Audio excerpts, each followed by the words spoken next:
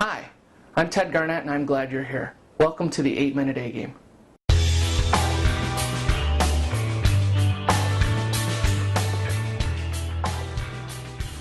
In each edition, we'll deal with concepts, thought leadership, process, and most importantly, practical tools that you can use.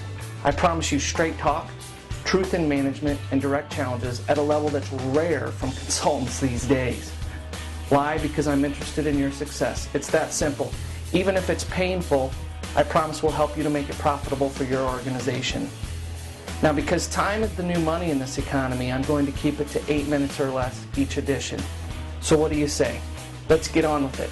No more B game, no more C game, no more half-hired outcomes. It's time for tough talks, teamwork, and total results. Bring your A game or go home. Hi, welcome to the 8-Minute A-Game. Come on in, I'm glad you're here. Well, you know, every year about this time of year the snow flies on the golf course and I start growing my beard and it's my turn to host a CEO roundtable that I belong to. And so this year I thought it would be interesting to quiz those CEOs and see what their knowledge of the number one leadership skill was, because they're all very veteran senior leaders in very successful organizations. So I gave them the quiz. I'll give you the same quiz. Here it is. Take a look at your screen and see if you can answer that question. What is the number one leadership skill most requested by those who follow you, your subordinates? Take a look. Now here are the results. This is what the CEOs said they thought would be the number one most important leadership skill. Critical and crucial to the success of their organization. And the real answer is listening. You know, I do a lot of employee attitude surveys, have done many of them over the years. People will call me and say, hey, we need to survey our people, find out what our leadership needs to improve on. And I'll listen to that and I'll do them, and I've done many of them. But I also will say these days, hey, let me save you the $10,000 in fees and approach and effort and use of your people's time. I can tell you right now the number one answer that they need more of is better communication. When you drill down into that communication, what they'll tell you is they need better listening. People say, I'm over-communicated and under-informed. You get that? People say, I don't need another newsletter. That's not what I meant when I said we need better communication. And that's often the response that HR or management gives when they do an employee attitude survey and they hear back that they need to improve communication. Well, let's do a newsletter. That doesn't improve communication, not at the level that your people are looking for in leadership to get results, to get outcomes.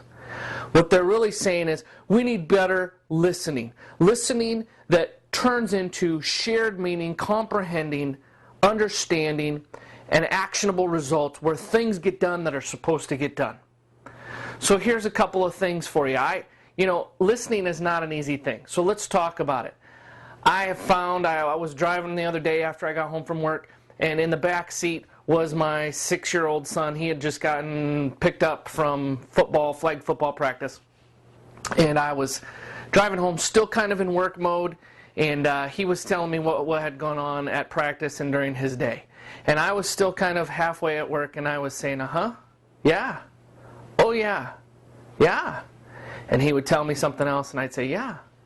And then he'd tell me something else, oh, yeah. And pretty soon I kind of tuned back in, and he said, Dad, you're just going to say yeah again, aren't you? And I said, yeah. Oh, what?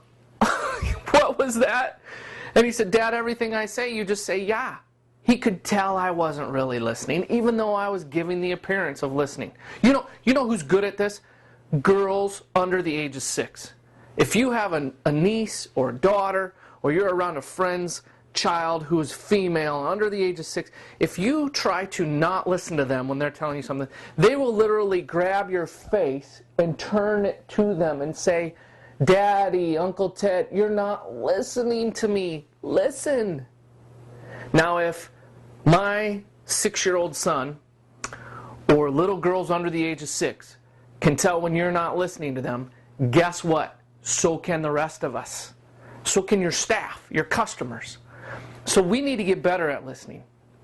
In fact, I've got a challenge for you. It's the #1 leadership skill. It'll increase your A game. Here's the challenge. When was the last time you got complimented for being a great listener? You're a great listener. I really feel like you really comprehend things. You take things in. You really get me. I really like that XYZ fill in the blank your name leader because they really seem to connect and understand me. They're a great listener. Never got that compliment? Make it your goal. In the next 12 months, bring your A game at a higher level. Figure out what you need to work on in listening specifically, how you become a better listener. You know, in leadership, you have 4 types of communication: speak, read, write, and listen. In your average week as a leader, writing is 9%, reading is 16%, speaking is 30%, and listening in the average leader, 45%. How long do you go to school? Get feedback on your barriers. Look at how you become a better writer. No, kindergarten through 12th grade college. Constantly getting feedback, coaching, teaching. It's a skill.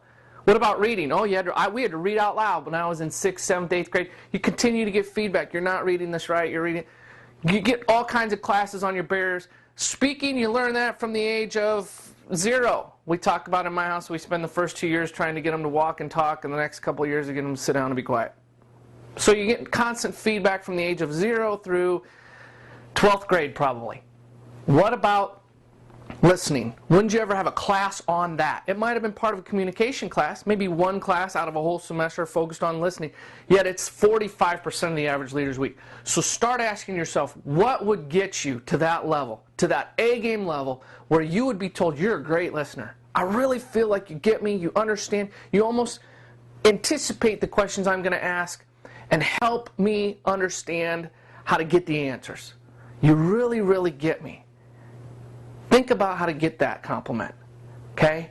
Because if you've ever thought about what makes a great leader at the A game level, it's about having great followers who want to go get things done, success through people.